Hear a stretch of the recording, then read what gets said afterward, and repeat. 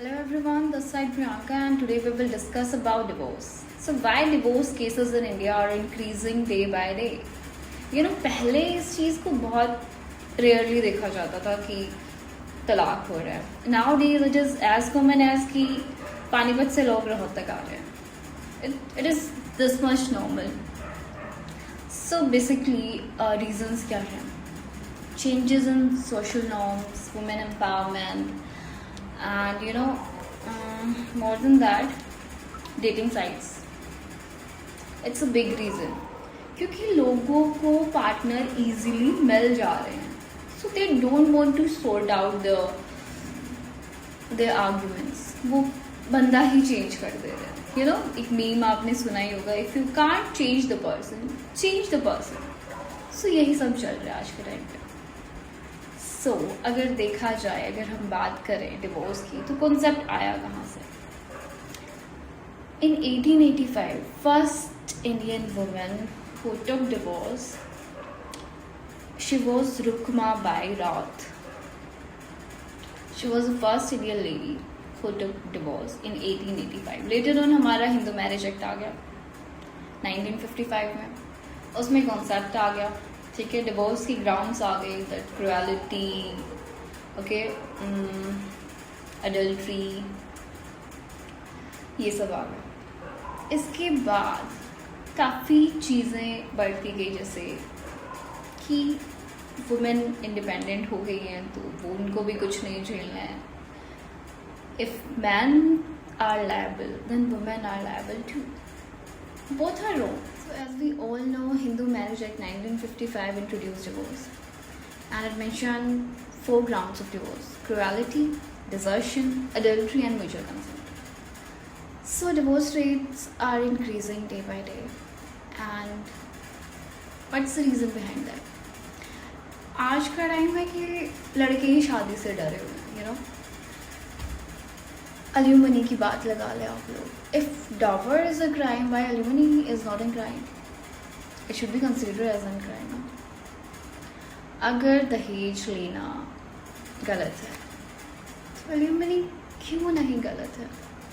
मतलब a man who is giving divorce to his wife, he will give her money. She will get sympathy, she will get money, and if she is self-independent, she is working, she is eligible to pay her debts, her bills. So why she is begging? Why she is begging? Just think about it. But on the other hand, अगर देखा जाए तो आजकल लड़के ही डरे हुए. खौफ देख रहे हो आप लोगों ने? किसी की लाश ड्रम में मिल रही है, तो कोई अपने इन लॉज से परेशान आके सुसाइड कर रहा है. एक तरफ देखा जाए तो मेरिट केस आप देख लीजिए, अपने लवर के लिए अपने हस्बैंड की डेथ कॉज कर दी, मर्डर कर दिया, उसको काट दिया, मतलब कच कच कच कच कच ख़त्म. प्यार मोहब्बत वाली तो लोगों में कोई फीलिंग आजकल रह ही नहीं गई है. Marriage is all about compromise. बिना कॉम्प्रोमाइज़ के कोई रिश्ता नहीं चलता. तो देखा जाए तो लोग अपनी लाइफ एंड कर रहे हैं. इन अतुल सुभाष केस, उसके इन लॉज से परेशान आके उस बंदे ने सुसाइड कर लिया.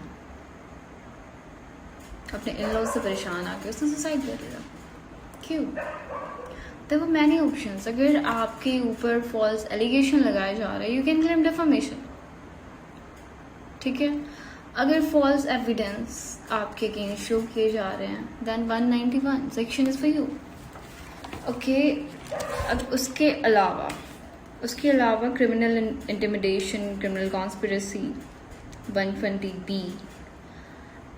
And you know what, an a Meerut murder case, and Atul Subhash case, and Chahal case, alimony लगा लो या फिर मर्डर लगा लो कि वाइफ अपने हस्बैंड का मर्डर कर रही है for her lover.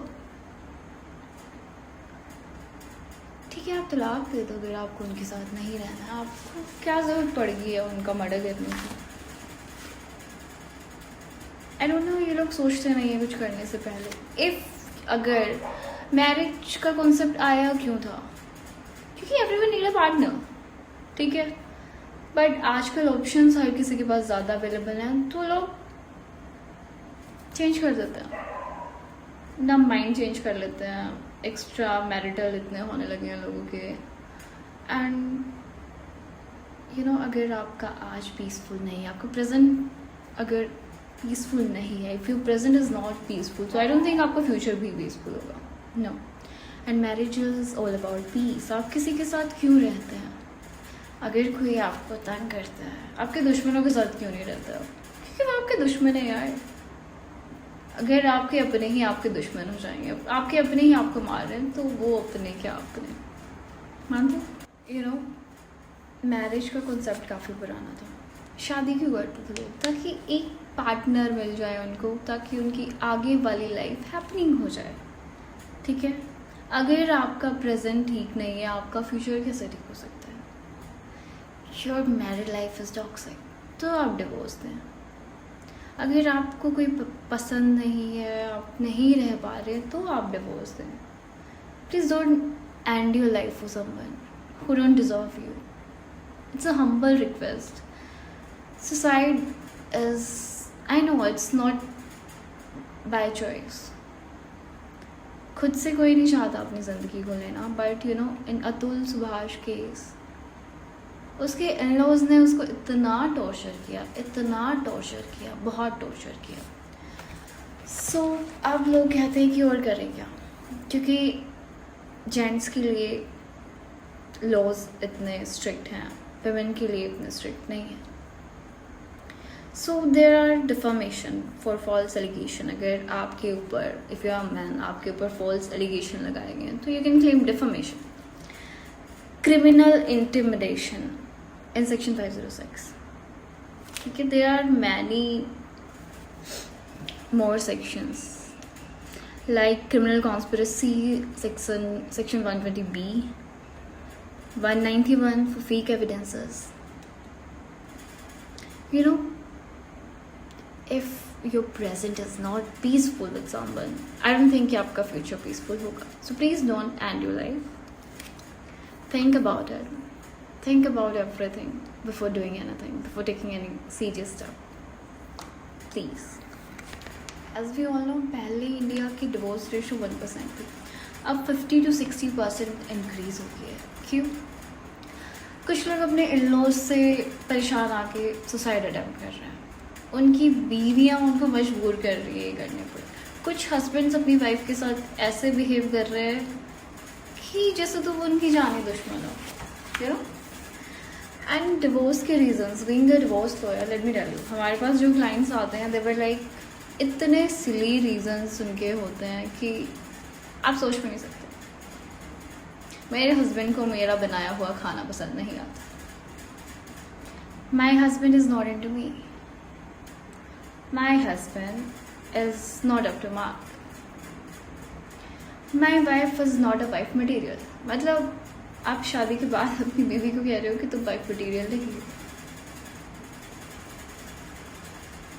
This is unbelievable कि आप लोग, कुछ भी टॉपिक नहीं है, कुछ सॉलिड रीज़न नहीं है, कुछ बेबुनियाद सी बातें हैं, कुछ गवार सी बातें हैं, इधर उधर की बातें, और आप लोग तलाक ले रहे हैं।